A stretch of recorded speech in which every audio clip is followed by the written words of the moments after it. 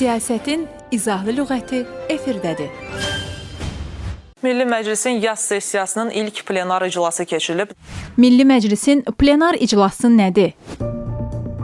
Sualımızı Siyasi Elmlər üzrə fəlsəfə doktoru, Beynəlxalq Münasibətlərin Təhlili Mərkəzinin baş məsləhətçisi Mətin Məmmədli cavablandırır.